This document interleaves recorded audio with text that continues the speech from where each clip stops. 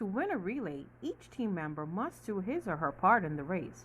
If one member drops the baton, it impacts all of us. Across all ages, genders, abilities, nationalities, cultures, or religion, we are all on the same team, and we all have a role to play in getting to the finish line to win the race against COVID-19. Don't drop the baton on safety. Wear your mask over your mouth and nose.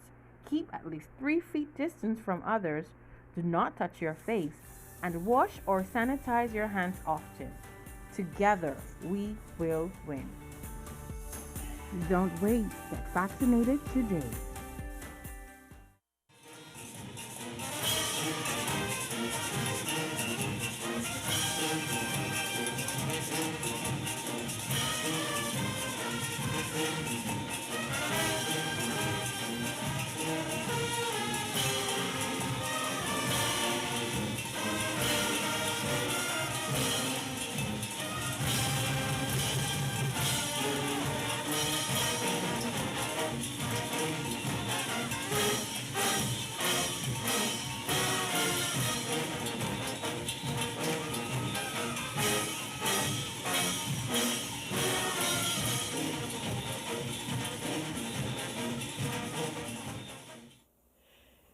Good evening, Bahamas. Welcome to We Rushin Against COVID in 2022, a special question and answer show where we address your questions about COVID-19, vaccines, variants, boosters, and more. I am your host, Arlene Nash Ferguson, educator, cultural proponent, and lover of all things Bahamian. I am with Dr. Merceline Dahl-Regis, physician and public health expert. She is the former Chief Medical Officer of the Bahamas and has been recognized for her role in advancing public health in the Caribbean and internationally. And we also have Dr. Keith Rivers, an avid Junkanoo and deputy chairman of the Fancy Dancers Junkanoo Group. And when he is not doing his full-time Junkanoo job, he is a consulting physician with the Public Hospitals Authority and works at the South Beach Clinic and the Vaccine Center at the Church of God of Prophecy on East Street. Ladies and gentlemen, COVID-19 has completely rearranged our lives. Things that we used to take for granted, we can't take for granted anymore. And while we are calling this show We Rushin Against COVID in 2022 because we want to get back to Bay, this is not just about Junkanoo. We want to get back to regattas and homecomings. We want to get back to sporting events. We want to get back to our parties. We want to get back to church. We want to get back to our regular lives. This is but one way to move that process along. We want to address your concerns about vaccines. And so we will jump right in. Dr. Dahl-Regis, good evening. Please tell us, where are we in the fight against COVID-19? Good evening to all. I'm happy to be here with you and to share with you that the Bahamas is moving along with its response to COVID vaccine, to COVID infections, and we are in the 4th wave now. Our first case was in March 15th, 2020. The pandemic is not over, but I think we have the solution in the Bahamas on how we're going to manage this pandemic so that we can get back to Bay. And I think the young people hold the key to making it happen. Okay. We need the young people to step up with their vaccination rates.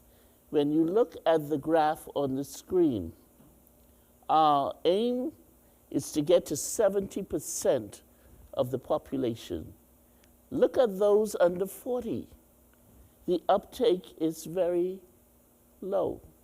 When we look at the difference between the blue and the pink, we need the young men to step up.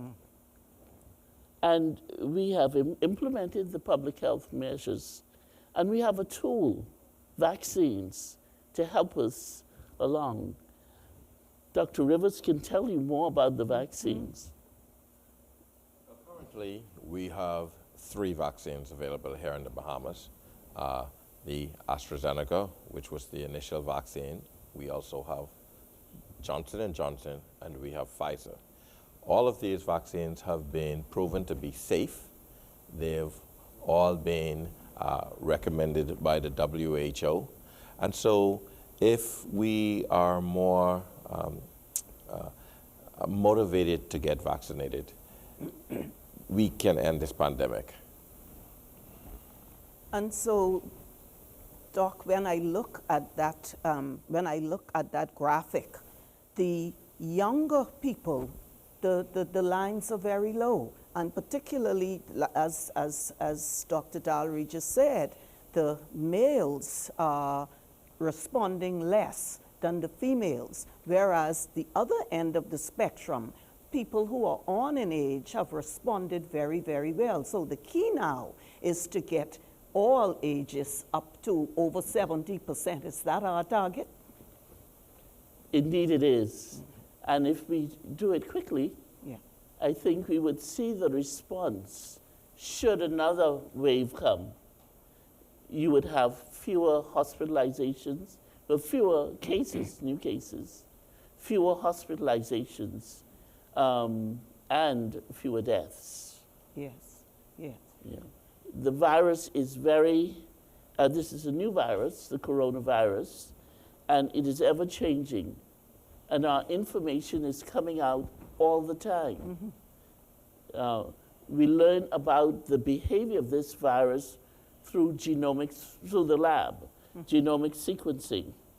And when Omicron, the new variant, came, no one expected a subvariant of that would try and overtake the B1. You now have a B2. So the virus adjusts to situations when it finds its unvaccinated host, for the most part. And it multiplies very quickly once it gets in the cells. And because it's a spike protein, its conformity changes to adjust to being attacked by the body's antibodies and defense mechanisms. So we have to be prepared to approach this virus, whatever changes happen, that we can adjust to it, not only by the vaccines that are currently working against all of the strains that we've had here, the alpha strain, the beta strain, the delta, and the Omicron. And it seems to be, the data, we still don't know for sure, but we think that it is working for the B2 variant. So the young people need to be comfortable that it is safe. They've given over 10 billion doses of vaccines globally. And we've been monitoring the side effects of the vaccines. And so we are really assured here that we should promote the uptake of the vaccines. Yeah. But the young people hold the key. And why do you think the resistance is greater among the young people? Pass it to the youth. Yeah. But I don't know if it's youth. Yes. But definitely, today we live in a world of technology, and information comes by very, very quickly from the media. In this day, it's social media.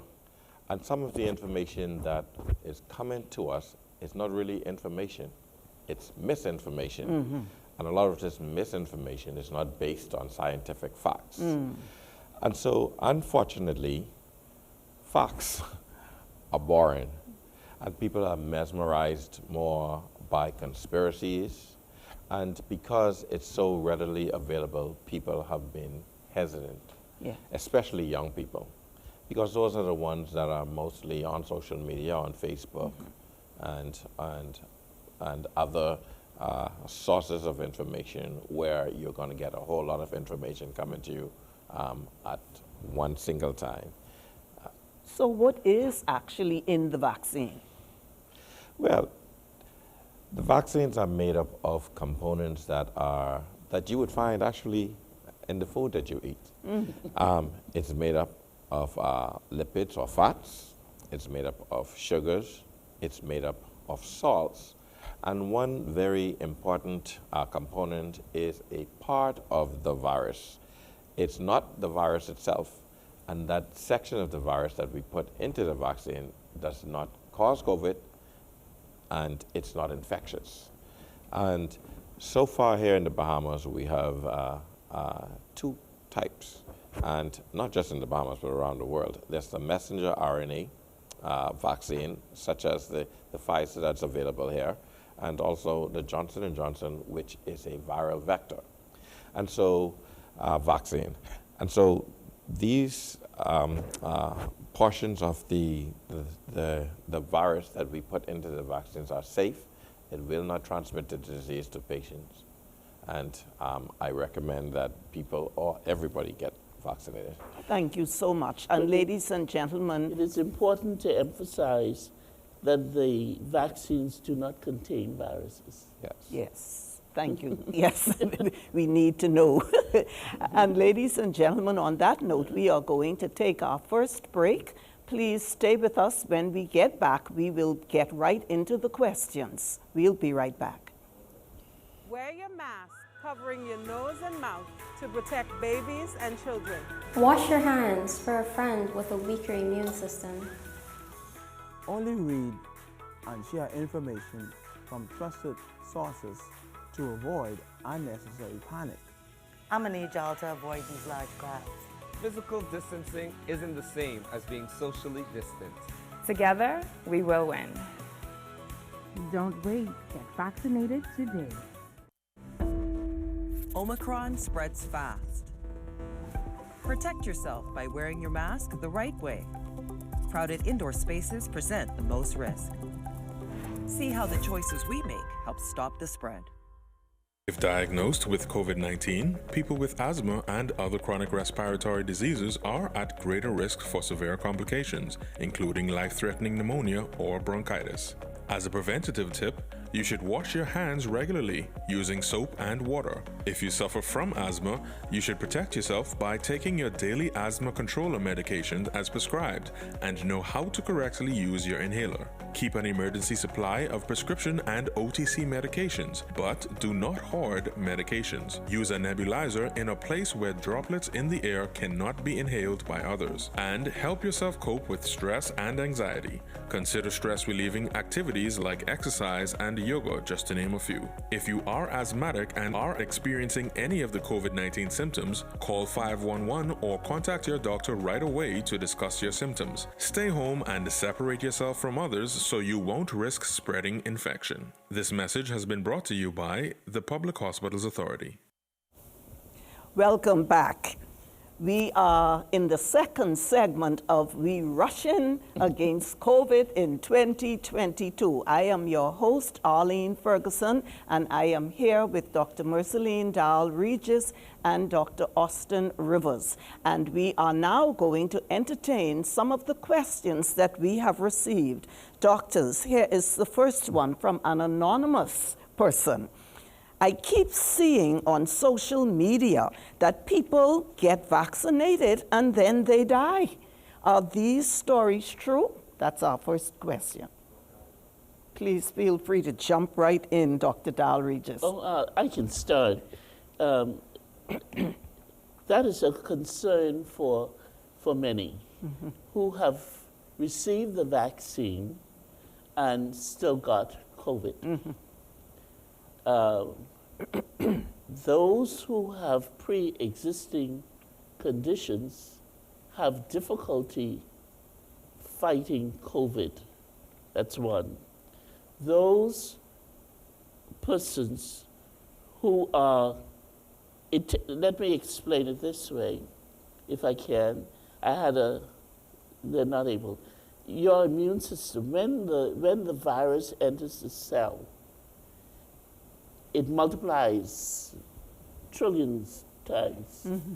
The body makes immunoglobulins and cells that fight the virus. Mm-hmm. Some folks never ever achieve that level of protection because of their underlying conditions. That's one. Mm-hmm. And they're the ones who do not do very well. Mm-hmm. You also have the unvaccinated they fall in the same category in a way. The body does not, it takes a while to fight off the virus. The virus enters the upper respiratory tract. Mm-hmm. When you are vaccinated, you have a defense in that the protection that comes from the vaccine portion, the virus has a portion that the vaccines use to stimulate that. It takes 8 to 9 days to build up your immune system. Mm. So if you have the vaccine ahead of the viral infection, you will have developed all of your immune systems and fighter cells, attack cells to deal with the virus. That's why the people who are vaccinated are not as ill. Because they have on board these fighter cells. If you get the virus and you have not been able to mount that immune response, it takes over. Yes. And damages, it bursts out of a cell, it goes to different cells, it damages the organs. So that is the reason why not everyone makes it. Yes, yes. Well, here is a related question from Marie. I haven't taken the vaccine because I am suspicious of how quickly it was developed. Vaccines usually take years to develop and have to be tested extensively before they are rolled out. I don't want to take an experimental vaccine. Why should I take an experimental vaccine? Please help Marie. The first thing I would like to say that the vaccine is no longer in the experimental phase. Okay. It's actually very well tested among many participants, because before anything can go to be administered as a drug, in this case a vaccine, it has to go through clinical trials, and they go through different phases. So we are no longer in that phase where it's being experimented on. So you might start at phase 1 where it's tested on a very small amount of persons, then you may go phase 2 where there's a larger amount of people, and then phase 3 and even larger. We're now in the 4th phase where it has actually gone out to be administered to patients. But I'd like to address certain things. First of all, the corona virus has been so widespread that more people have been available to volunteer for some of these trials. That's the first thing.